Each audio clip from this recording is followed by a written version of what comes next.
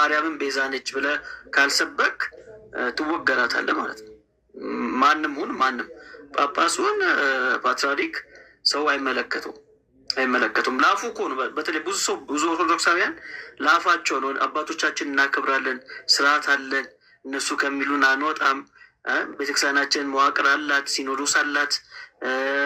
ከላይ ቢሳሳት እንኳን በሊቃውንት ጉባኤ ታይቶ አባቶቻችን አይተውት ምናምን ይላሉ ማለት ነው። ግን ያው አየናቸው፣ ሁሉም እየወጣ ሲያወግዛቸው ሲሰድባቸው እያየን ነው። እና አንድ ቪዲዮ ላሰማችሁ እና ከዛ ወደ ኦርቶዶክስ ቤተክርስቲያን ምንድን ነው የምታስተምረው በዚህ ጉዳይ ላይ ወደሚለው ሀሳብ እናልፋለን። በተለይም እውነተኛው ምክንያቱ ምንድን ነው፣ ሊቃውንቶቹ የተናደዱበት ምክንያት ምንድን ነው የሚለውን ላሰማችሁ። ለምንድን ነው ሊቃውንቶቹ የተናደዱት? ቅዱስ ፓትርያርኩ ጀምሮ እሱንም ጨምሮ ዛሬ ላለን ብፁዕ አባታችን ለምን አንደነግጥም? ከቅዱስ ፓትርያርኩ ጀምሮ እሱንም ጨምሮ ዛሬ ላለን ብፁዕ አባታችን እንግዲህ እዚህ ጋር የምታዩቸው ሊቃውንት ቀለም ወርቅ ነው የሚባሉት እና ያው አቡነ ገብርኤል እንዳደነግጡ ብሏል አይደል? ለምንድን ነው የደነገጣችሁት? እንግዲህ ደንግጠዋል ብዙዎቹ ሊቃውንቶች። ምክንያታቸውን ስሙ። ለምንድን ነው የደነገጡት? እውነት ትምህርቱ አሳስቧቸው ነው? እስቲ እንስማው። ብፁዕ አባታችን ለምን አንደነግጥም? ከቅዱስ ፓትርያርኩ ጀምሮ እሱንም ጨምሮ ዛሬ ላለንበት ቁም ነገር ያበቃችን ባይሉን ዘመድ አድርጋ ያስተማረችን እመቤታችን እኮ ናት። እንደነግጣለን። በተለይ እኛ የቆሎ ተማሪዎች እንደነግጣለን። ምሳ በልተን የምንውለው ራት በልተን የምናድረው የድንግል ማርያምን ስም ጠርተን እኮ ነው። ብፁዕ አባታችን ሰማችሁ አይደል? ሰማችሁ ለምን እንደሚደነግጡ? የሚደነግጡት ከመጽሐፍ ቅዱስ ውጭ ወጡ ብሎ አይደለም። ትምህርታቸው የአቡነ ገብርኤል ከመጽሐፍ ቅዱስ ወጣ፣ ከሐዋርያቶቹ ትምህርት ተለየ ብሎ አይደለም የሚደነግጡት። የደነገጡት ቁርሳችንን፣ መሳችንን፣ እራታችንን እናጣለን ብሎ ነው። ለምን ከተባለ ማርያም ስፖንሰራቸው ነች። እንደምታውቁት ስለ ማርያም እያሉ ነው ቆሎ ትምህርት የነበሩበት ጊዜ ስለ ማርያም እያሉ ነው ቆሎ የሚያገኙት ማለት ነው፣ ምግብ የሚያገኙት።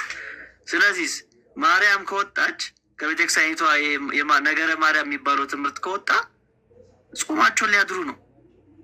ስለዚህ እንደነግጣታለን እያሉ ነው። እንደነግጣን ቀልድ ነው እንዴ? ብፁዕ አባታችን ቀልድ ነው ወይ? በሆዳችን ነው የመጡት፣ በምሳችን ነው የመጡት፣ በራታችን ነው የመጡት እያሉ ነው። ስለዚህ እንደነግጣታለን። ለምን አንደነግጥም? እኛ ኦርቶዶክሳውያን እንደነግጣለን። ብፁዕ አባታችን ለምን አንደነግጥም? ከቅዱስ ፓትርያርኩ ጀምሮ እሱንም ጨምሮ ዛሬ ላለንበት ቁም ነገር ያበቃችን ባይሉን ዘመድ አድርጋ ያስተማረችን እመቤታችን እኮ ናት። እንደነግጣለን። በተለይ እኛ የቆሎ ተማሪዎች እንደነግጣለን። ምሳ በልተን የምንውለው ራት በልተን የምናድረው የድንግል ማርያምን ስም ጠርተን እኮ ነው። ብፁዕ አባታችን ባይሉን ዘመድ አድርጋ ያስተማረችን እናታችን ድንግል ማርያም ለዘመናት ቤዛ ቤዛ ቤዛ ተብሎ ተጠርቷል። አንድም ቀን ግን ሙሴ ለምን ቤዛ ተባለ የሚል ጥያቄ ተነስቶ አያውቅም። የሐዋርያት ሥራ አቤት ሎጂክ ትጠላለህ። እና እንደነግጣለን እያሉ ነው። የሚደነግጡበት ምክንያት ያው በግልጽ ሰምታችኋል። ለምናቸው ነው? ለሆዳቸው ነው። ነገር በሶስት ይጸናል ነው የሚባለው። ለሶስተኛ ጊዜ እንስማቸው። ብፁዕ አባታችን ለምን አንደነግጥም? ከቅዱስ ፓትርያርኩ ጀምሮ እሱንም ጨምሮ ዛሬ ላለንበት ቁም ነገር ያበቃችን ባይሉን ዘመድ አድርጋ ያስተማረችን እመቤታችን እኮ ናት። እንደነግጣለን። በተለይ እኛ የቆሎ ተማሪዎች እንደነግጣለን። ምሳ በልተን የምንውለው ራት በልተን የምናድረው የድንግል ማርያምን ስም ጠርተን እኮ ነው። ብፁዕ አባታችን ባይሉን ዘመድ አድርጋ ያስተማረችን እናታችን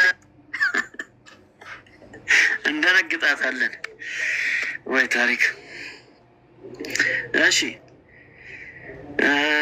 ቴዲሾ ምን ትላለህ? ደነግጣለህ ወይስ አልደነግጥም?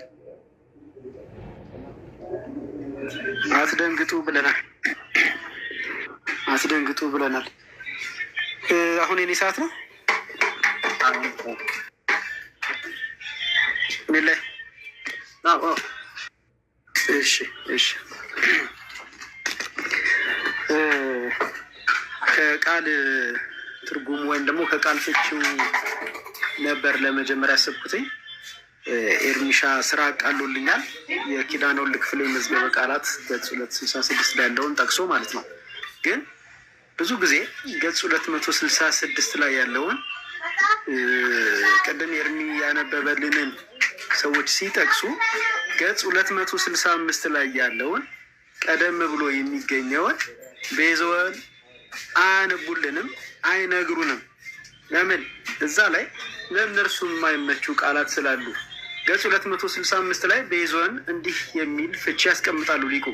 መቤዠት፣ ማዳን፣ መታደግ፣ ማስጣል፣ ከጭንቅ ከባርነት መታደግ፣ ማስጣል፣ ከጭንቅ ከባርነት ማውጣት፣ ከባለ ዕዳ እጅ መግዛት፣ መዋጀት፣ ለውጥ መስጠት፣ ገንዘብን፣ ራስን እንደ ክርስቶስ ይላሉ። ተመልከቱ፣ ልብ ብላችሁ ስሙ። አንዴ እንድደግም ፍቀዱልኝ። መቤዠት፣ ማዳን፣ መታደግ፣ ማስጣል፣ ከጭንቅ ከባርነት መታደግ ወይም ከባርነት ማውጣት፣ ከባለ ዕዳ እጅ መግዛት፣ መዋጀት፣ ለውጥ መስጠት፣ ገንዘብን ወይም ራስን እንደ ክርስቶስ የሚል ነገር ያቀርባሉ። አሁን ከዚህ ውስጥ ስንቶቻችሁ ብዙ ጊዜ እዚህ አሁን ቲክቶክ ላይ ተደጋግሞ የሰማችሁት የትኛው ነው ብዬ ብጠይቅ አንዱንም አትነግሩኝም። ይልቁንስ ቲክቶክ ሰፈር ላይ ሰሞኑን ከዚህ ውይይት በኋላና ምንድነው ከዚህ ቪዲዮ በኋላና ከዛም በፊት በነበሩ ከቤዛነት ጋር በተያያዘ የሚነሱ ሀሳቦች ላይ በተደጋጋሚ የሰማችሁት ሌላ ቃል ነው። ግን እነርሱ ያልነገሯችሁን ብቻ አይደለም የሌለ ያህል ወደ ጎን ያደረጉትን 4 ቃላት ልንገራችሁ። እኔ ማዳን የሚላለው ምን ቤዛውን፣ መታደግ የሚላለው ከባርነት ማውጣት የሚላለው ዋጋ የሚላለው መጨረሻው ላይ እንደ ክርስቶስ የሚል ታገኙበታላችሁ። እነዚህን ያድበሰብሱና ሰዎቻችን ደጋግመው የሚነግሯችሁ ምን የሚለውን ነው? ምትክ የሚለውን ነው። ደጋግመው የሚነግሯችሁ ምንድን ነው? ምትክ የሚለውን ነው። ሌሎቹስ የሉም። ዛሬ ዳኒ ቤት በነበረው ውይይት ላይ አንድ ልጅ የቤዛን ትርጉም ጠየቀኝ። ብቸኛ ልጅ ያናገርኩት ነው። ከዛ መብራት ጠፋብኝና ወጣው። ከዛ ዋጋ የሚለውን ነገርኩት። ምክንያቱም መጀመሪያ ላይ የቤዛ ትርጉም መጀመሪያ ላይ ያለው እሱ ነው። ሲጀምር ያለው ምትክ አይደለም፣ ዋጋ ነው ያለው። ከዛ በኋላ ካሳ ነው ያለው። ከዛ በኋላ ለውጥ ነው ያለው። ከዛ በኋላ ነው ምትክ ያለው። እና መጀመሪያ ላይ ያለውን ዋጋን ስነግረው ደነገጠ። ስለዚህ ምንድን ነው ያለኝ? ዋጋ ምንድን ነው? ምክንያቱስ እነርሱ በተደጋጋሚ አእምሯቸው ላይ የተጠቀጠቀው ምትክ የሚለው ስለሆነ የሚተነፍሱትም ያንን ነው። ምትክ የሚለውን ያነሱና ምን ይሏቸዋል? ወይም ደግሞ የምን ምትክ ስትሏቸው ምን ይመልስሏቸዋል? ማርያም የሔዋን ምትክ ናት ይሏቸዋል። ፈጽሞ ኢ መጽሐፍ ቅዱሳዊና የሰው ትምህርት ማለት ነው። እዚህ ጋር 2 ነጥቦችን ላንሳ። ኦኬ፣ ማርያም የሔዋን ምትክ ከሆነች እኛን ስለማትወክል ለምንድን ነው ለእኛ ቤዛ የምንላት? የሔዋን ምትክ አይደለ ያላችሁን? ኦኬ፣ እሺ፣ በቃ ተቀበልኩ። ስለዚህ የኔ ምትክ አይደለችም፣ እኔን አይመለከትም። እሺ፣ ሁለተኛ ላይ እሺ፣ በሔዋን በኩል የዓለሙ ሁሉ ምትክ ናት የሚል ሎጂክ ልታመጣ ትችላለህ። ለዚህም 2 ነገር አነሳልሃለሁ። ምትክ ሆና ምን አደረገች? ምትክ የሆነ አካል የሆነ ነገርን ይሸፍንልሃል። ቅድም ኤርሚ ስለ ቤዛ ትርጉም ሲናገር ጫማ የሚለውን ምሳሌ አንስቶ ተናግሮ ነበር። ጫማ እግር መመታት የነበረበትን ተመቶ እግርን የሚታደግ ምንድን ነው? በእናንተ ቋንቋ ላውራ፣ ምትክ ነው። ማርያም በእኔ ቦታ ምንድን ነው ምትክ ሆና ያደረገችው? ምንም ነቲንግ። ስለዚህ እኔን የሚወክል ምትክነት የላትም። እሺ፣ ምትክ መሆኗንስ መጽሐፍ ቅዱስ ለምን ሳይናገር ቀረ? ምክንያቱም በጣም ግልጽ ነው፣ ስላልሆነች ነው። ሌላው ቅድም ኤርሚ ያነሳው እና ሁለተኛ መከራከሪያ አድርገው የሚያቀርቡት እናቱ ስለሆነች ወይም ስለወለደችው ነው ቤዛ የተባለችው የሚል ሀሳብ ያነሳሉ። እዚህ ጋር 3 ነጥቦችን ላንሳ። እናትነት ቤዛነት አይደለም። ከዚህ በፊትም አልነበረም፣ ወደፊትም አይሆንም። ግን ለልጆቻቸው ቤዛ የሆኑ ጀግና እናቶች አሉ። ማርያም እናት እናት መሆኗ ወይም ስለወለደች ነው ቤዛ የተባለችው የምትሉን ከሆነ መስቀል ላይ ሲወጣ እሷ ነበረች መውጣት የነበረባት። ቤዛነት ያ ነዋ ቤተሰቦቼ። ቤዛነት ምትክ ነው ካላችሁን ኢየሱስ ሳይሆን መስቀል ላይ መውጣት የነበረበት ስለ ኢየሱስ እሷ ነበረች መስቀል ላይ መውጣት የነበረባት። ሁለተኛውስ በመውለዷ ቤዛ ነች ከተባለ እሷን የወለደችው እሷን በመውለዷ ቤዛ ናት ማለት ነው። ምክንያቱም እሷን የወለደችው እናንተ እንደምትሉት ሐና እሷን ባትወልዳት ኖሮ እናንተ በሄዳችሁበት ሎጂክ እየሄድኩኝ ነው፣ እሷ ኢየሱስን አትወልደውም ነበራ። ስለዚህ ሐናም ምንድነች? ቤዛ ነች። ሐና ብቻ አይደለችም። የሐና እናት እያልን ሰንሰለቱን ወደ ላይ ልናረዝሙ ነው ማለት ነው። እና ይሄ ደካማ ሎጂክ መሆኑን ያሳይባቸዋል። ሌላስ እንደዚህ አይነት ምክንያት የሚቀርበው ለምንድን ነው? ትምህርቱ መጽሐፍ ቅዱሳዊ ስላይደለ መጽሐፍ ቅዱስ ፈጽሞ ስለማያውቀው ነው። ስለዚህ ሰዎቹ እንዲህ አይነት ደካማ ሀሳብ የሚያቀርቡት አሳማኝ የሆነ ማስረጃ ማቅረብ ስለተሳናቸው መሆኑን መርዳት እንችላለን። እሺ እና ታዲያ ቤዛ ናት ሲሉ ምን ማለታቸው ነው? እሱን ከማሳየቴ በፊት እስኪ ከአራት መጽሐፍ ላይ ያገኘኋቸውን ቤዛ ተብለው የተቀመጡ ከማርያም ጋር የተያዙ ማለት ነው ሀሳቦች ላንበብላችሁ። መጽሐፈ ሰዓታት ላይ እንዲህ ይላል፣ የዓለሙ ሁሉ ይችን ነው። ከዛ በፊት ከመጽሐፈ ሰዓታት በፊት ግንቦት ልደታን ዚቅ ልዋስ። መጽሐፈ ዚቅ የግንቦት ልደታ ላይ ለብዙዎች ቤዛ፣ ለምኖች እንዳትረሷት፣ ለብዙዎች ቤዛ መልካም ይሆን ሻንቺን የፈጠረ እግዚአብሔር ይባረክ ስሙም ይመስገን ይላል። ለብዙዎች የሚለውን ያዙልኝ። እሺ ቅድም ያልኩት ሰዓታት ላይ እንዲህ ይላል፣ የዓለም ሁሉ ቤዛ ቅድስት ማርያም ሆይ በሚጣፍጥ የስም አጠራርሽና የሚያምር በሆነ በፍሬሽ ክርስቶስ ደም ሁላችን እንደሰታለን ይላል። እዚህ ጋር ደግሞ ምን አላት? የዓለሙ ሁሉ አላት። አሁንም ከዛው ከመጽሐፈ ሰዓታት ላይ አንድ ልጨምር። እመቤታቸው ማርያም ሆይ በዚች በስዕልሽ መልክ ተማጸንኩ፣ በፊቷም እየሰገድኩ እገዛላታለሁ። የማቲ ልጅ ድንግል ማርያም ሆይ በሰማይ በምድር የሟች ነፍስ ሁሉ ቤዛ አንቺ ነሽ ይላል። ለብዙዎች ቤዛ አለ፣ የዓለም ሁሉ ቤዛ አለ፣ የሟች ነፍስ ሁሉ ቤዛ አለ። ከአርጋኖ ላይ አንድ ልጨምርና አላብቃ። ስጋ የለበሰ ሁሉ መመኪያ ድንግል ሆይ የተዋሃዳቸው ፍጥረት ሁሉ አክሊል የዓለሙ ሁሉ ቤዛ ነፍሴን ከክፉ ነገር ወደ ገሃነም ከምትወድ የጥፋት መንገድ አድኛት አለ።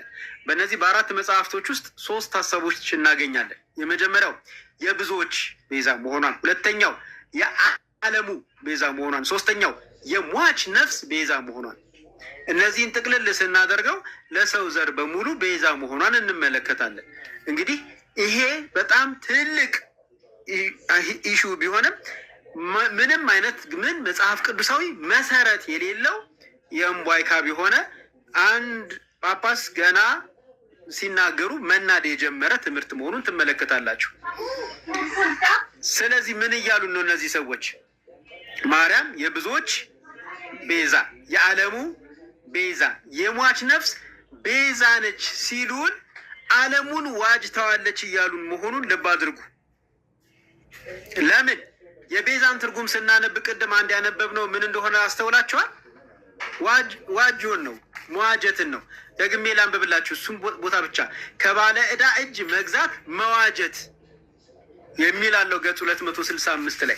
ስለዚህ ማርያም ዓለምን ዋጅተዋለች እያሉን ነው።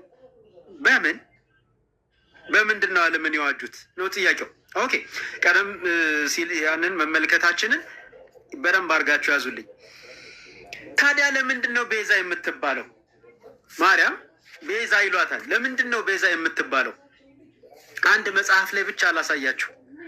እመቤታቸው የዓለም ሁሉ መድኃኒት አድርጎ እንደፈጠራት ልብ አድርጋችሁ እነሆ እወቁ ይላል።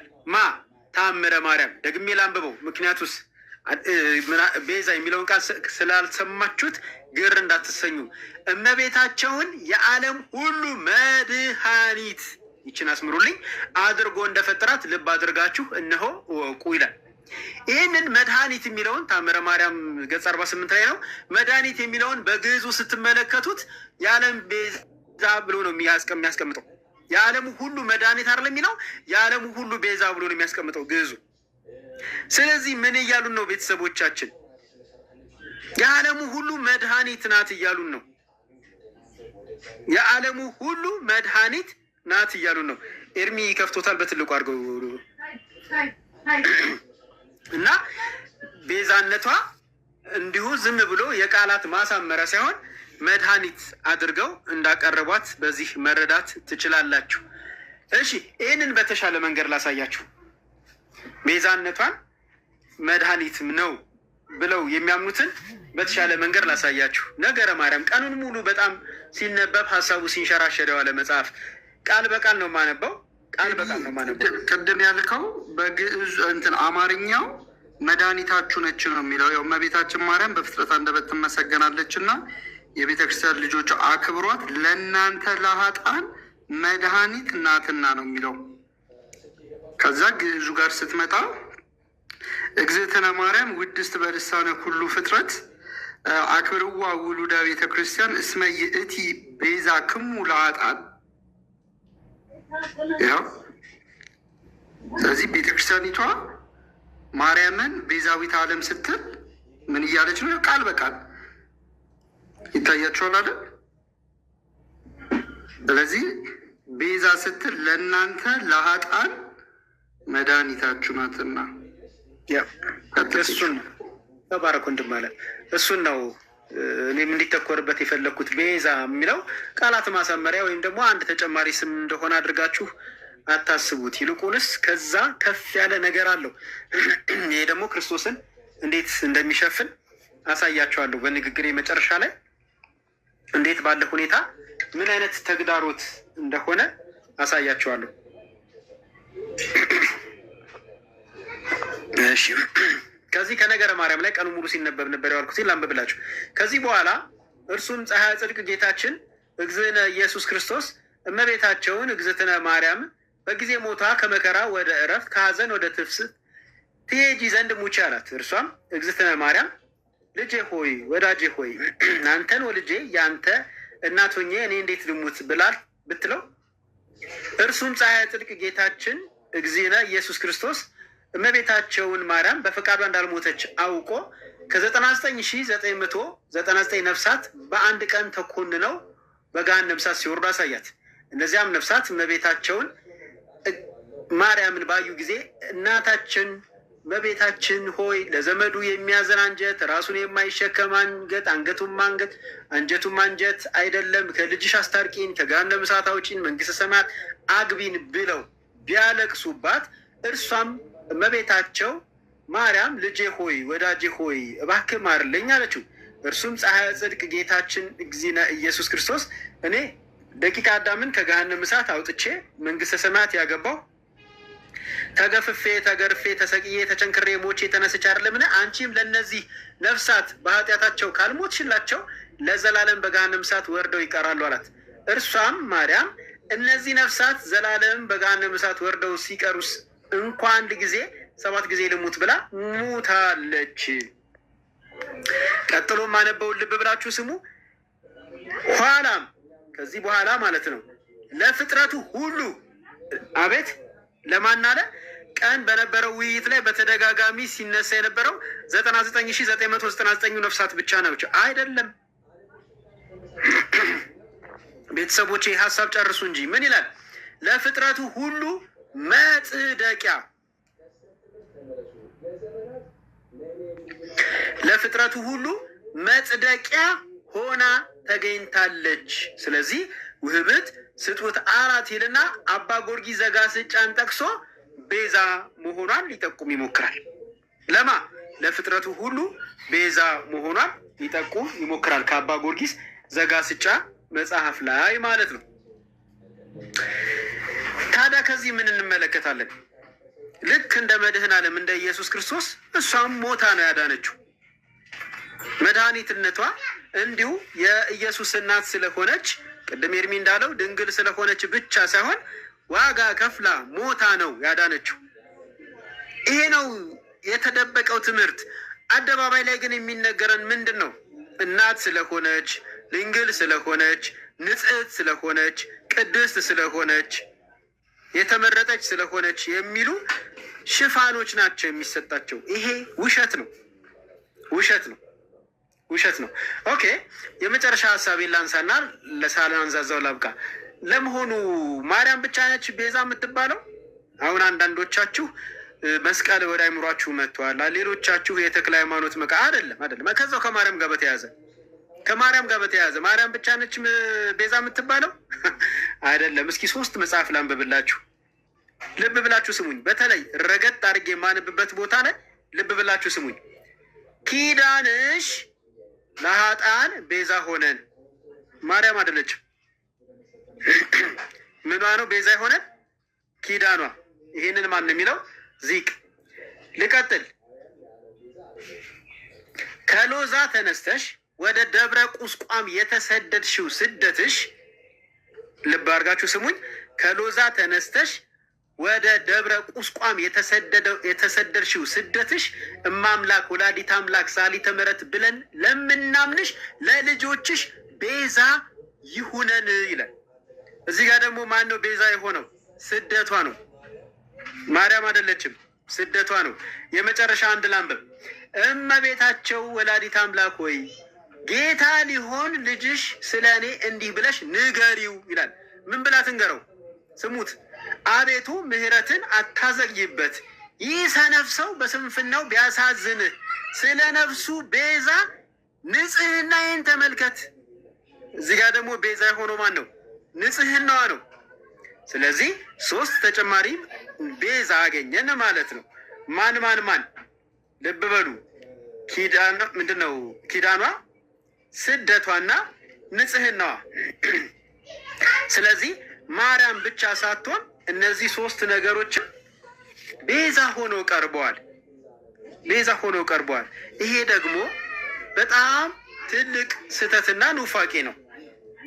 ለመሆኑ ቤዛችን ማን ነው? ከቤተ ክርስቲያኑ መጽሐፍ 3 ናሙናዎችን ከአንድ መጽሐፍ ላይ ከሃይማኖተ አበው ላይ 3 ቦታዎችን ብቻ አንብቤላችሁ ንግግሬን አበቃለሁ። ሃይማኖተ አበው ገጽ 510 ከአባቱ ጋር እኩል ትክክል ነው። ቤዛ ሆኖ መሰጠት ኃጢአትን ማስተሰረይ አስታራቂነት ገንዘቡ ነው ይላል። ቤዛ ሆኖ መሰጠት ኃጢአትን ማስተሰረይ አስታራቂነት ገንዘቡ ነው ይላል። እዛው ሃይማኖተ አበው ገጽ 180 ላይ ደግሞ እናንብብ። ጌታችን መድኃኒታችን ሰውነቴን እጥላት ዘንድ አነሳት ዘንድ ስልጣን አለኝ ብሏል። ዳግመኛም ቸር ጠባቂ እኔ ነኝ፣ ለምእመናን ቤዛ አድርጌ ሰውነቴን ለሕማም ለሞት አሳልፌ እሰጣለሁ አለ። ቤዛ አድርጌ ለምን? ለሕማም ለሞት አሳልፌ እሰጣለሁ አለ። የመጨረሻ ገጽ 200 ላይ ጌታ ከወዲያ ዓለም ወደዚህ ዓለም መጥቶ ከሰው ወገን ተወለደ። እግዚአብሔር ቃል ሰው ሆነ፣ አምላክ በመሆኑ ያድነን ዘንድ ሰው በመሆኑ ለእኛ ቤዛ ሆኖ ይሞትልን ዘንድ። ወገኖቼ አሁን ያነበብኳቸው 3 ምንባብ ውስጥ 2 ቦታ ላይ ስለ ሕማሙና ስለ ሞቱ ሰምታችኋል። ምንድን ነው የተሰማችሁ? እንቅልፍ ተኝቶ እንደመነሳት ያለ ነው? ራስ ህመም ወይም ጉንፋን እንደመታመም ነው? አይደለም። የኔ ቤተሰቦች፣ የኔ ተወዳጆች፣ የጌታችንን ስቃይ ለማወቅ እንደው በትንሹ እኔ አንተ አንቺ የቀመስነውን ናሙና ብዙ ጊዜ ማነሳውን ላንሳ። እንደው በስራ አጋጣሚ ጣቶቻችንን መርፌ ወግቶት አያውቅም? እንዴት ነበር የሆን ነው ታስታውሳላችሁ? እግሮቻችንን እሾክ ወግቶት አያውቅም? እንዴት ነበር የተንሰፈሰፍ ነው? ትዝ አይላችሁ? የኔ ጌታ ኢየሱስ ግን በእጆቹና በእግሮቹ የገቡት ሚስማሮች አሁን እንኳን በዚህ በዘመናዊው ዘመን እንደተሰራው በዘመናዊ ማሽን እንደተሰራው ያለ ሚስማር አይደለም። በዛ ማሽን ባልነበረበት ዘመን ቅርጽ አልባ የሆነ ግዙፍ ሚስማሮች ናቸው በእጆቹና በእግሮቹ ተቸንክረው የገቡት። ህመሙና ስቃዩ ተሰማችሁ? ወንድሞቼ ጸጉር ቤት ስትስተካከሉ ማሽኑ ጫፉ እንደው ትንሽ ቆርጧችሁ ከማሽኑ ሸሸት ራቅ አላላችሁ? እህቶችስ የምትተኮሱበት ምንድን ነው? ከውያው አቃጥሏችሁ እንዴ ቀስ በይ እንጂ ብላችሁ አታውቁም? የኔ ጌታ ኢየሱስ በነዛ እናንተ ስትነኩ በሸሻችሁበት ጭንቅላት ላይ እሾክ ነው የተጠቀጠቀበት በመቃ እየተመታ። ስቃዩ ተሰማችሁ? እንደው ትንሽ እንኳን አጣጣማችሁት? እቃ ተሸክማችሁ ከታክሲ ቤታችሁ ስትሄዱ ርቋችሁ አያውቅም? እንደው ወዛደር ባገኘሁ የሚያግዘኝ ሰው ባገኘሁ ብላችሁ አልናፈቃችሁም? ወንድም አለምዬ፣ እህትዬ፣ የኔ ጌታ ኢየሱስ መስቀል ተሸክሞ ጋራ ተራራ ነው የወጣው። የደረቀ እንጨት እየተገረፈ። ይሄ ሁሉ ግን ለማን ይመስልሃል? ይሄ ሁሉ ግን ለማን ይመስልሻል? ቤተሰቦቼ፣ ይህንን ሁሉ እኮ የኔ ጌታ ኢየሱስ፣ የአንቺ ጌታ ኢየሱስ፣ የአንተ ጌታ ኢየሱስ ይህንን ሁሉ እኮ የሆነው ለእኔ፣ ለአንቺ፣ ለአንተ ቤዛ ሊሆነን ነው።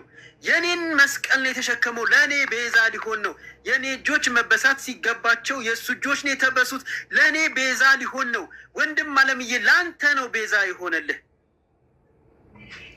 ቤተሰቦቼ፣ ቅድም ጌታ ኢየሱስን ለመሸፈን ያልኩት ይህን ነው። የኔ ጌታ ቤዛ የሆነኝ እንዲህ ተሰቃይቶ ታሞ ቆስሎ ደምቶ ሞቶ ነው። ይሄንን ህመሙን ይሄንን ስቃዩን ነው እንዳናስተውል ሌላ ቤዛ ከፊት ለፊታችን እየደነቀሩብን ያሉት። ይሄንን ህመሙን ይህንን ስቃዩን ከአይምሯችን ላይ እንድናወጣ እንድናጠፋ ነው ሌላ ቤዛ ፊት ለፊታችን ላይ እየደነቀሩ ያሉት። በዚህ ህመሙ በዚህ ቁስሉ ላይ እንጨት እየሰደዱበት ነው። ለቤተሰቦቻችን በእውነት እግዚአብሔር የንስሐ ዕድል ይስጣቸው። ጸልዩላቸው። ወደው አይደለም በእውነት የያዘ ይዟቸው ነው። እናንተ ደግሞ ከቤዛችሁ ወደ የትም አትሄዱ፣ ምክንያቱም እሱ ይወዳችኋል። ተባረኩ።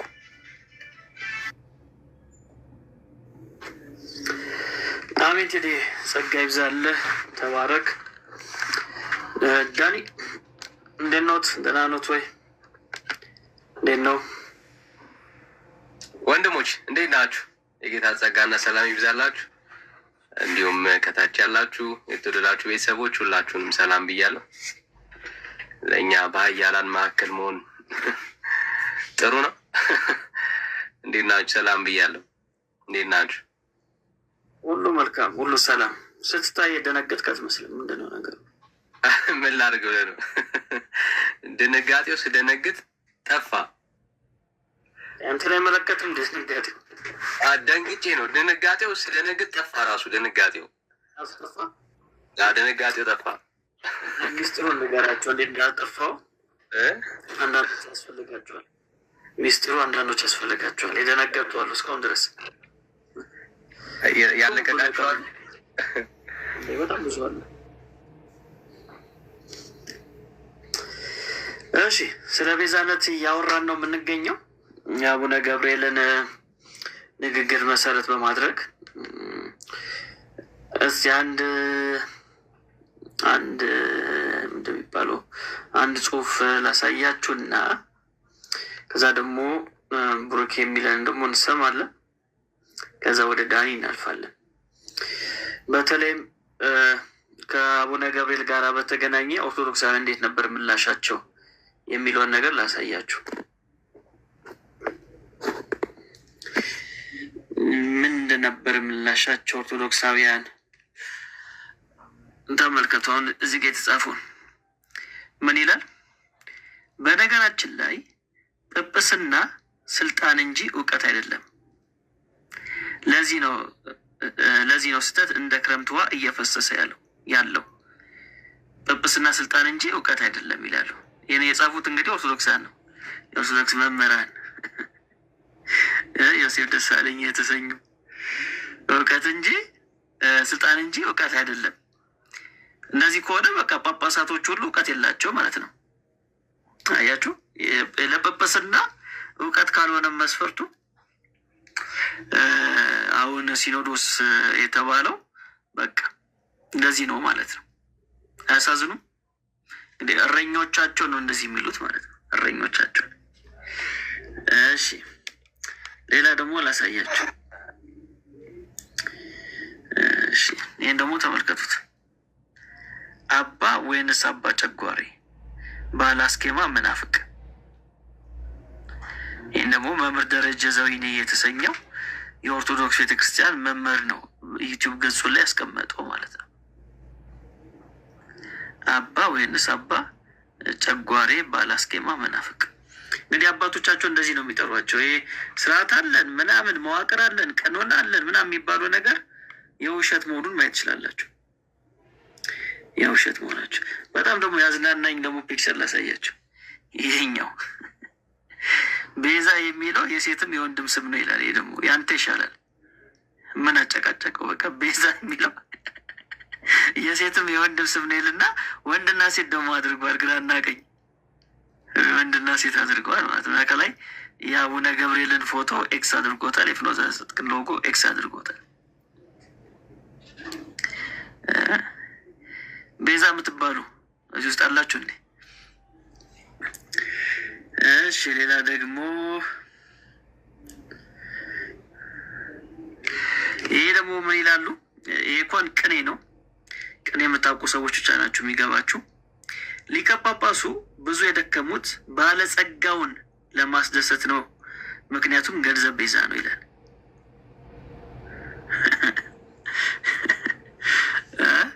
ሊቀ ጳጳሱ ብዙ የደከሙት ባለጸጋውን። ይህ የሚመለከቱ ኤርሚያስ ኪሮስን ነው። እስቲ ፍታልን። ባለጸጋውን ለማስደሰት ነው፣ ምክንያቱም ገንዘብ ቤዛ ነው ብሎ ጻፉ ማለት ነው። ባለጸጋውን። እሺ የገባው ገብቶታል፣ ያው ያልገባው አልገባው። ሊቀ ጳጳሱ የሚለው መጋቢ ብሉይ በሚለው ቢቀየር ኖሮ ትክክለኛ ቦታ ላይ ይወድቅ ነበር። አሁንም የገባው ገብቶታል። ያንተ ባሰ፣ ያንተ ባሰ። አሁን ከሌለች ስላሴ ያሉ ሰዎች በሰላም እየኖሩ ኢየሱስ ብቸኛ ቤዛ ነው ያሉትን ጳጳስ እንደዚህ ማሳጣት ግን ምን የሚሉት ነው? ጌታን በጣም በጣም በጣም ነው የሚያሳዝነው።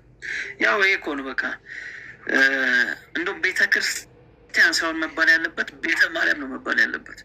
አንዳንድ ስታስቡ ቤተ ክርስቲያን ሳይሆን ቤተ ማርያም፣ ቤተ ማርያማውያን የሚል ስም ቢሰጣቸው እንደሚሻለው። ከዚህ ላይ ፋዘር ጆሲ የማታ ተማሪዎችን ምን ብሎ የጠራቸው እንደነበር ከልት ነበር የሚለው።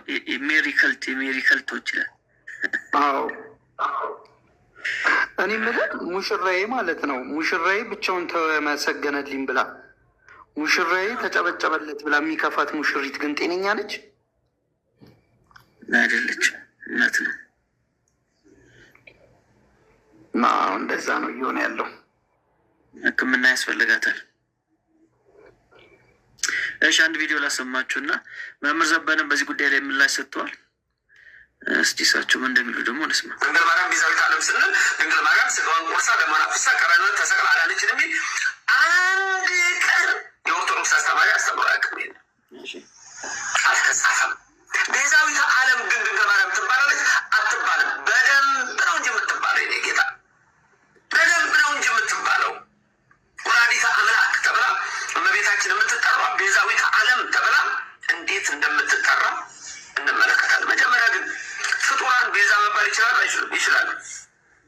እንዴት? ቤዛ የእኛን መከራ ወስዶ መስቀል ቤዛችን እንለዋለን፣ መስቀል ኃይላችን እንለዋለን፣ መስቀል የነፍሳችን መዳኛ ሁሉ እኮ እንለዋለን። ኦርቶዶክስ ይሄ ነው፣ ተዋህዶ ይሄ ነው። ስለዚህ በዚህ መልክ ድንግል ማርያምን ቤዛዊተ ዓለም ማለት አይቻልም የሚል ትምህርት በእውነት እንዲህ አይነት ትምህርት የሰጠ ሰው ሊታረምና ይቅርታ ሊልም የሚገባው ይመስለኛል። አንተ እያለ ነው ራሱ የሚያወራው።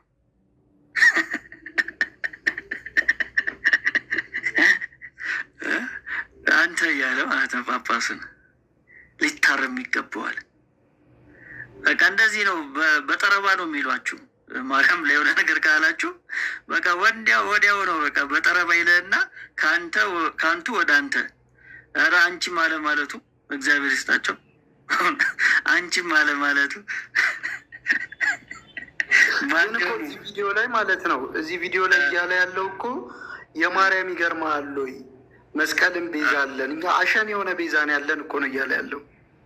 አንድ ቤዛዎች አሉን እኛ ምን ይገርም። ለዛ እኮ ነው መመዘበር አታውም እንደ መስቀላቸውን ራሱ እንዴት አድርጎ እንዲያዙት ዛሬ ሌላ ቪዲዮ ሊሄድ እንደዚህ አይነት ይገርማል እንዴ ይሄ ያዝኩት ራሱ ቤዛዬ ነው ምናምን። የወርቅ መስቀል ራሱ መጣረን ዛሬ ጥምጣሙ ከፍ አለ።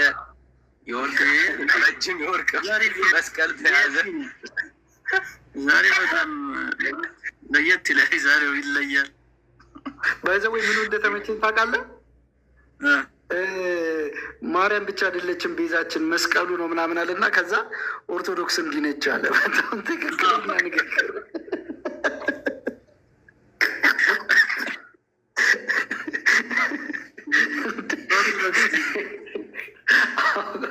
እኛም እኮ ሌላ አላለም እንዲሁ ነው ያለው። እንዲህ ነው ያለው። ግን አንድ ነገር አሳያችኋለሁ። ወደሚቀጥለው ከመሄዳችን በፊት ዘበነ ዋሽቷል። ምን ብሎ ነው የዋሸው? ማርያምን ቤዛ ነች ስንል ልክ እንደ ክርስቶስ መከራ ተቀብላ ታድነናለሽ ማለታችን አይደለም ያለው ውሸት ነው። እና እሱን አሳያችኋለሁ። ቤተ ክርስቲያኒቷ ምን ብላ ነው የምታምነው? ማርያም ልክ እንደ ኢየሱስ ክርስቶስ መከራዋ ያድነናል ብላ ነው የምታምነው። እሱን አሳያችኋለሁ ከመጽሐፋቸው ላይ ማለት ነው። እና ውሸት አያስፈልግም። እሺ መምህሩን እስቲ እንስማቸው። መስቀል ቤዛችን እንለዋለን፣ መስቀል ኃይላችን እንለዋለን፣ መስቀል የነፍሳችን መዳኛ ሁሉ እኮ እንለዋለን። ኦርቶዶክስ ይሄ ነው፣ ተዋህዶ ይሄ ነው። ስለዚህ በዚህ መልክ ድንግል ማርያምን ቤዛዊተ ዓለም ማለት አይቻልም የሚል ትምህርት በእውነት እንዲህ አይነት ትምህርት የሰጠ ሰው ሊታረምና ይቅርታ ሊልም የሚገባው ይመስለኛል። ታዲያ እመቤት ከሰው ሁሉ ወገን ተለይታ ምክንያት ለድህነት ሰጥቷል። ቤዛዊተ ዓለም እንላታለን።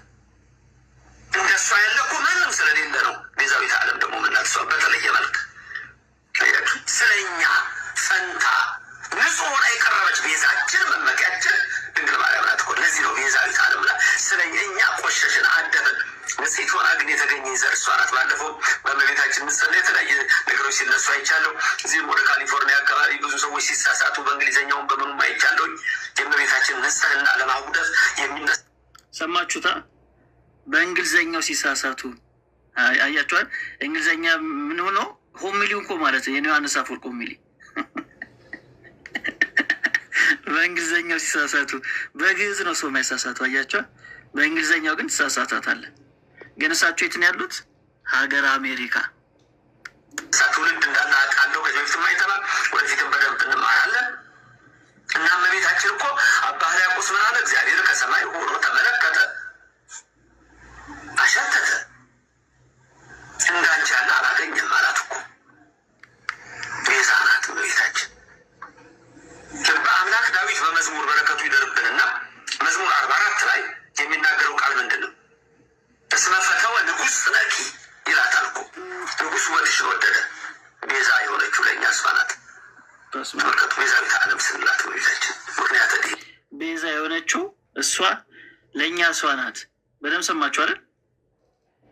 ቤዛ የሆነችው መሆኗን አማላጅ መሆኗን በእኛ ፈንታ ንጹሕ ሆና የተገኘች ተመልከቱ። በእኛ ፈንታ የእኛ መመኪያ የምንላት መላእክት እህታችን የሚሏት እህቶሙ ለመላእክት፣ ነቢያት ትንቢታችን የሚሏት ትንቢቶሙ ለነቢያት፣ ሐዋርያት ሞገሳቸው ስብከታቸው ሞገሰ ስብከቶሙ ለሐዋርያት፣ እሞሙ ለሰማዕታት የተባለች የሰማዕታት እናት የተባለች የኔና የእናንተ ሁሉ እናት እመቤታችን ቤዛዊተ ሁሉ ዓለም ትባላለች። አንዳንድ ጊዜ ተማርን ብላችሁ ከነዛ ከእናቶቻችን እንኳን ከሚያውቁት አንሳችሁ እንዳትገኙ ጥንቃቄ ያስፈልጋል። እንዲህ ዝም ብሎ የሚባል ነገር የለም። ቤተክርስቲያናችን ጥርት ያለ ጥንቅቅ ያለ ትምህርት አላት። ስለዚህ ኢየሱስ ብቻ ነው ቤዛ የሚባለው፣ ድንግል ማርያም አትባልም የሚል አስተምሮ ቢኖር አይ ሌላ ቀርቶ ጫማም ተብሏል፣ በግም ተብሏል፣ ጋሻም ተብሏል። ቤዛ ነሽ አሉ ለዓለም። እሺ ይህን ይመስላል እንግዲህ። ብሩኬ ምን የምትለን ነገር አለ? ከዛ ሰው እናስገባለን። ምናልባት ግን ከመስቀል ጋር ተያይዞ ዘበነ የተናገረውን እና እሳቸው ደግሞ ከመስቀል ጋር ተያይዞ የተናገሩትን አንዴ ብትደግምልን። እሳቸው የተናገሩትን ግሩፑ ላይ አስቀምጨዋለሁ። ከዛ ዘበነ የተናገረውን ለምን ከመስቀሉ ጋር ተያይዞም የተናገሩት ነገር ስላለ ብፁዕ አቡነ ገብርኤል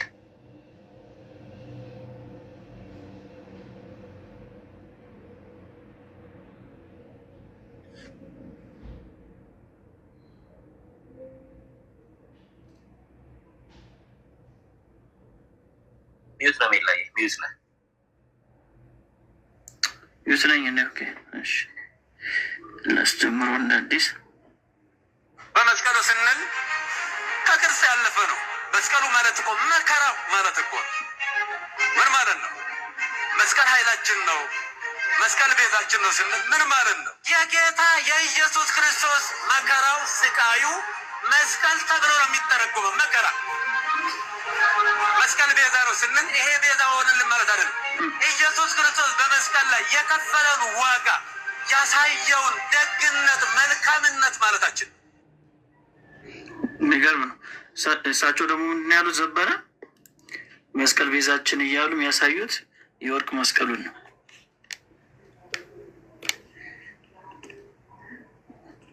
ሴፍ ይችላል፣ ሁሉም ይችላሉ ቅዱስ ባለም ብሎ ካስተማረ ድፍረት ነው። ደሙን አፍሶ አዳነን። ስለዚህ ምን ሆነ? ዋጋ ሆነ። መስቀል ግን ለእኛ ቤዛ ሆነ ስንል ዛነ ብለን ስንል መስቀል ራሱ ውዳሴ ማርያም ደግሞ የሚውል ሰው፣ መልካ ማርያም መልካ ኢየሱስ ደግሞ የሚውል ሰው፣ የቤተክርስቲያን ሚስጥር የሚያውቅ ሰው እመቤታችን ቤዛዊተ ዓለም አትባልም ብሎ ካስተማረ ድፍረት ነው። አሁን መስቀል ቤዛ ነን ብለን ስንል መስቀል ራሱ ተሰቀለ ማለት አይደለም። መስቀል ግን ለእኛ ቤዛ ሆነ ስንል ምን ሆነ? ዋጋ ሆነ፣ ምክንያተ ድኂን ሆነ። ኢየሱስ መስቀል ላይ ተሰቅሎ ደሙን አፍሶ አዳነን። ስለዚህ መስቀልን እንወደዋለን፣ መስቀልን እናከብረዋለን፣ መስቀል ቤዛችን እንለዋለን፣ መስቀል ኃይላችን እንለዋለን፣ መስቀል የነፍሳችን መዳኛ ሁሉ እንለዋለን። ኦርቶዶክስ ይሄ ነው፣ ተዋህዶ ይሄ ነው። እኔ የገረመኝ ፊታቸው ነው። በደንብ ተመልከቱት። ስለዚህ መስቀልን እንወደዋለን፣ መስቀልን እናከብረዋለን፣ መስቀል ቤዛችን እንለዋለን፣ መስቀል ኃይላችን እንለዋለን፣ መስቀል የነፍሳችን መዳኛ ሁሉ እንለዋለን። ኦርቶዶክስ ይሄ ነው፣ ተዋህዶ ይሄ ነው። ስለዚህ በዚህ መልክ ድንግል ማርያምን ቤዛዊተ ዓለም ማለት በጣም የሰማይና የምድር ያክል ርቀት ያለው ንግግር። የምትቀጥለው ብሩኬ? ትንሽ ብቻ ሀሳብ ላንሳ። አዎ ትንሽ ሀሳብ ላንሳ። እንግዲህ ኢየሱስ ክርስቶስ ወደዚህ ምድር መምጣት ያስፈለገበት እርሱ በእግዚአብሔር መልክ ሲኖር ሳለ ይላል ፊልጵስዩስ መጽሐፍ ምዕራፍ 2 ከእግዚአብሔር ጋር መተካከልን እንደ መቀማት አልቆጠረውም ሲል ገናና ክብር ኢሳያስ መጽሐፍ ምዕራፍ 6 ስትመለከቱት በሚያስፈራ ክብር ውስጥ ተመልክቶታል። ኢሳያስ መላእክት ቅዱስ ቅዱስ ቅዱስ እያሉ ሲሰግዱለት ለዚህ ንጉሥ ተመልክቷል። ኢሳያስ ይሄ አምላክ በእግዚአብሔር መልክ ይላል አይደል? የእግዚአብሔር መልክ ማለት ራሱ እግዚአብሔር ማለት ነው። ከዛ የባሪያን መልክ መያዝ አስፈለገው። ሰው መሆን ማለት ነው የባሪያ መልክ። ሰው መሆን ለምንድን ነው ያስፈለገው? ወደዚህ ምድር መምጣት ኢየሱስ ክርስቶስ ለምንድን ነው ያስፈለገው? ኢሳያስ መጽሐፍ ምዕራፍ 53 ለመፈጸም ነው። ኢሳያስ እግዚአብሔርን ያውቀዋል፣ በሚያስፈራ ክብር ያውቀዋል፣ በሞገሱ ያውቀዋል፣ ደግሞም እንደሚቀጣም ያውቀዋል። በብሉይ ኪዳን መጽሐፍት፣ በሙሴ መጽሐፍ፣ በነቢያት መጽሐፍ ኢሳያስ ያውቃል። እርሱም በራእይ ተገልጦለታል። ግን ምዕራፍ 53 ላይ አዲስ ነገር ሆነበት። የሰማነውን ማን ያምናል? ማን አምኗል? ጳውሎስን በነገራችን ላይ ሮሜ መጽሐፍ ላይ ይህን ደገመው። የሰማነውን ማን አምኗል? ኢየሱስ ክርስቶስ ወደዚህ ምድር የሚመጣው ሊቤዥ ነው እንጂ ሊነግስ አይደለም፣ እንጂ በዚህ ዓለም ላይ ሊፈርድ አይደለም፣ ይህን ዓለም ሊያጠፋ አይደለም፣ አለቃ ሊሆን አይደለም፣ ሊቤዥ መጣ። መጽሐፍ እንዲህ ይላል። የክርስቶስ ኢየሱስን መምጣት ሲናገር በማርቆስ ወንጌል መጽሐፍ ምዕራፍ 10 ቁጥር 45 ላይ እንዲሁ የሰው ልጅም ሊያገለግልና ነፍሱን ለብዙዎች ቤዛ ሊሰጥ እንጂ እንዲያገለግሉት አልመጣም አለ። ሊነግስ ሳይሆን የሚታረድ በግ ነው የመጣው። የመምጣቱ ዓላማ ይሄ ነው፣ ነፍሱን ለብዙዎች ሊሰጥ። ለምን? እኛ የእግዚአብሔር ጽድቅ የምንሆነው እርሱ የባሪያ መልክ ይዞ መጥቶ ለመስቀል ሞት ሲታዘዝ ብቻ ነው። የክርስቶስ ኢየሱስ መምጣት ዓላማው ይሄ ነው። ነገረ ክርስቶስን ስናወራ የክርስቶሎጂ ሲወራ በጣም ብዙ ጊዜ ዲቤት ሲደረግ መስቀል ላይ የሞተልን ሰው ብቻ አይደለም እንላለን አይደል? ለምን? የሰው ደም ስለማያድን ሰው ብቻ አልሞተልንም፣ ኢየሱስ ነው የሞተልን ነው የምንለው አይደል? ወይ አምላክ በስጋው ሞተ ነው የምንለው። የፍጡር ደም የዘላለም ሕይወትን ስለማይሰጥ ማርያም ቤዛ ናት የምንል ከሆነ የፍጡር ደም ያድናል እያለን ያለ ነው። የሞተው ፍጡር ነው የሚል ትርጉም ይሰጣል ማለት ነው። ማርያም ቤዛ ልትሆን አትችልም። ቤዛችን ኢየሱስ ክርስቶስ ነው። የክርስቶስ ኢየሱስ ወደዚህ ዓለም መምጣት ሊቤዠን ነው፣ ነፍሱን ቤዛ አድርጎ ሊሰጥ ነው እንጂ ሊነግስ እንድናገለግለው አይደለም። የሚታረድ በግ መጣ። ለዛ ነው ኢሳያስ የሰማነውን ማናምኗል። በዛ ክብር ያየው አምላክ የባሪያ መልክ ሊይዝ እንደሆነ በሸላቾች ፊት ዝም እንደሚል ተመለከተ። ይሄ የሆነው ስለ እርሱ እንደሆነ ገብቶታል፣ ሊቤዠው እንደሆነ ገብቶታል። ኢየሱስ ክርስቶስ ወደዚህ ምድር የመምጣቱ ዓላማ ምንድን ነው? መቤዠት ነው ማለት ነው። ኢየሱስ ብቸኛ ቤዛ ነው። ለፍጡር የተሰጡት ቤዛ የሚሉት ስያሜዎች ቅድም እንደተናገሩት ሊቀ ሊቃውንት ቀለመወርቅ ለሆድ ነው፣ ለልመና ነው። አዎ ደንግጠናል አሉ አይደል? አዎ ያስደነግጣል። ለምን? በእሷ ስም ነዋ ለምነው የሚበሉት። በእግዚአብሔር ስም ለምነው እኮ አይሰጥም። በማርያም ስትለው ግን ሕዝቤን ታውቁታላችሁ። በቃ መቀነቱን ይፈታል። የተያዘበት ነገር ስለሆነ እሷን ተስፋ ስለሚያደርግ ነው። ስብከቱ ይሄ ስለሆነ ነው። ያደግንበት ስለሆነ ነው። የእሷ ድምፅ ልባችን፣ ጆሮአችን ምናምን ተቆጣጥሮታል። ያ ስለሆነ ነው። ሰው መቀነቱን ይፈታል። በማርያም ስትለው አይችልም። ለምን ይመስላችኋል? ሚዛኑ ሰማይ ቤት ያለውን ሚዛን ዝቅ ካረግልኝ ብሎ ስላሰበ ነው። የተሰበከው ይሄን ስለሆነ ነው። አሁን ጊዜው ሌላ ነው። ጊዜው ተቀይሯል። እግዚአብሔር በዛም ቤት እየሰራ ነው። ሰዎችን እያስነሳ ነው። በአንድም በሌላ በእግዚአብሔር ሀሳብ ላይ የተነሳውን ሰው ሰራሽ ትምህርት እግዚአብሔር የሚያፈርስበት ጊዜ ነው። ይሄ እግዚአብሔር ጊዜ ነው። ቤዛ ኢየሱስ ክርስቶስ ብቻ ነው። ፍጡር ቤዛ አይደለም። ተባረኩ።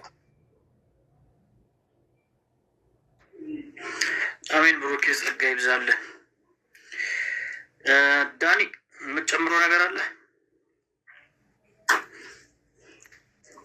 የስ ሜላ የሚጨምሩት ሀሳብ አለ ነው? ሰው ኦልሞስት ወንድሞች ብላችሁታል፣ ግን መልስ የሰጡትን አንድ መልስ ባሰማችሁ ደስ ይለኛል። በጣም ደስ ይለኛል። በተለይ የቤዛነቷ ጥያቄ የሰጡበት መልስ እኔ መደምደሚያው ይሄ ይመስለኛል እና ዲያቆና ያደርጋል ነው እንግዲህ ያሉትን እንስማ እስቲ።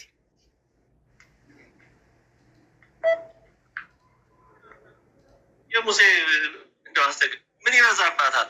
እነ ሙሴ ቤዛ ከተባሉ ምድረ ርስት እንኳን መግባት ምን ይበዛባታል? እነ ሙሴ ቤዛ ከተባሉ ምድረ ርስት እንኳን መግባት ያልቻለው ሙሴ የተቀበለውን መከራ መቀለላችን አይደለም ያደረገውን ግን ከመቤታችን አንጻር ሲታይ የሙሴ እንደው አስቸጋሪ ነው። እንዴት ይነጻጸራል? እንግዲህ እንደዚህ ያሉ የተለያዩ ነገሮች ቤዛ ከተባሉ መቤታችን ቤዛ ብትባል አያንስባትም፣ ወይም የሚበዛ ነገር አይደለም። ዋናው የምንልበት አግባብ ነው። ይኸው ነው በቃ ያላቸው የመጨረሻ ማኑ እንግዲህ ዲያቆን ያደርጋል። ለብዙ ጉዳዮች ላይ መልስ መስጠት የሚሞክር ሰው ነው እና የማርያም ቤዛነት ላይ ሲመጣ ግን እንዴ በቃ ሊያደርገው የሚችለው ይህንን ነው ማለት በቃ እንደው ይበዛባት ይሆናል እንጂ መቼ ያንሳል አይነት ስሜት ያለው ንግግር ነው የሚያወራው እና መጽሐፍ ቅዱስ የማያውቀው ትምህርት መሆኑን ማሳያ ነው። በቃ የእግዚአብሔር ቃል አንድ ጥቅስ ጠቅሰው መምህራኖቻቸው እዚህ ቦታ ላይ የማርያምን ቤዛነት የሚያስረዳ የመጽሐፍ ቅዱስ ትምህርት አለ ብለው በድፍረት የሚናገሩበት አቅም የላቸው። በቃ ከስሜት ባለፈ እንደው እንትን እኮ ተብሏል፣ አዎ ብር ቤዛ ተብሏል፣ እሺ ጫማ ቤዛ ተብሏል፣ አዎ ጥያቄያችን አሁንም ይቀጥላል። ማርያም ግን ቤዛ አልተባለችም ነው መደምደሚያ። ብትባል ኖሮ ማሳየት ትችላለህ። ስላልተባለች እኮ ነው አሁን የጨነቃችሁ። ቤዛ የተባለች ማርያም መጽሐፍ ቅዱስ ውስጥ የለችም። ስለዚህ በተለይ በቅንነት እዚህም ሆናችሁ የምትሰሙን ወገኖች ካላችሁ ያለን ነገር ይሄ ነው።